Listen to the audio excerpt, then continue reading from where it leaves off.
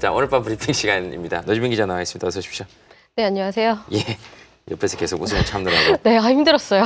네, 네. 이번 주 말말말 시간이죠? 예. 네. 오늘 첫 번째 말은요. 네. 세모로 하려고 했다. 네. 입니다.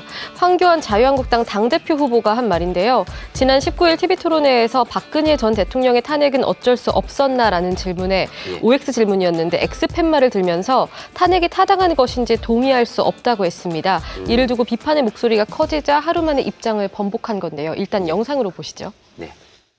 OX 문제로 탄핵에 대해서 어떻게 생각하는지 물었어요. 세모로 하려고 했습니다. 그런데 선택지가 없는 거예요. 그래서 제가 X를 썼습니다마는 말씀을 제가 분명히 드렸습니다. 헌재 결정은 존중한다. 그러나 절차상의 문제가 있다. 예. 알겠습니다.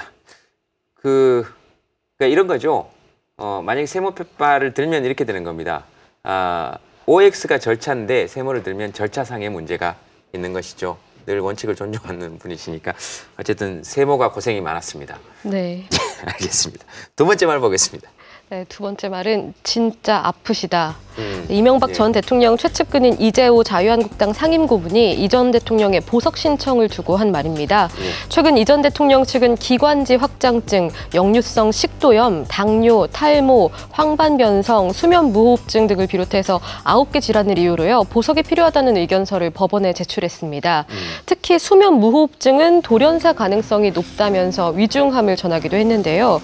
이에 대해서 이재호 고문은 이 전 대통령이 내가 죽어도 감옥에서 죽어나가겠다 이렇게 했지만 주변에서 억지로 보석 신청을 했다라면서 진짜 아프시다 이렇게 설명을 한 겁니다. 알겠습니다. 네. 예, 검찰 입장은 어떻습니까? 네, 검찰은 구치소 확인 결과 이 전 대통령 건강 상태가 이렇게 석방이 필요할 만큼은 긴급하지 않다 이렇게 밝혔습니다.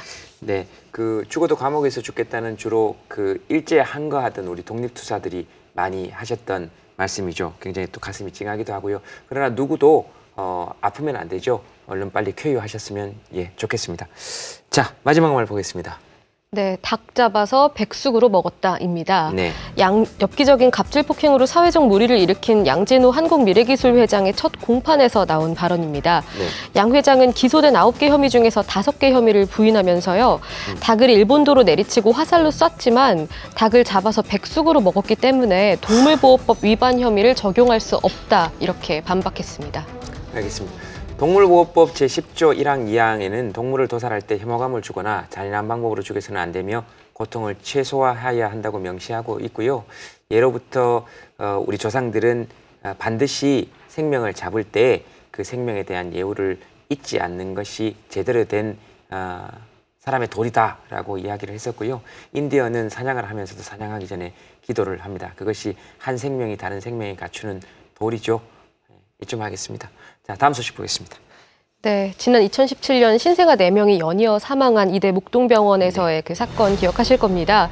그 중환자실 의료진의 1심 공판에서 전원 무죄 판결이 나왔습니다. 당시 질병관리본부는 신생아 집단 사망을 병원 내 감염에 의한 폐혈증 때문이다 이렇게 결론을 내렸는데요. 재판 핵심 쟁점은 주사제를 아끼기 위해서 주사제 한 병을 여러 개의 주사기에 나눠서 투약한 이 의료진의 잘못된 관행이 직접적으로 신생아가 사망하는 원인이 됐는지 여부였습니다.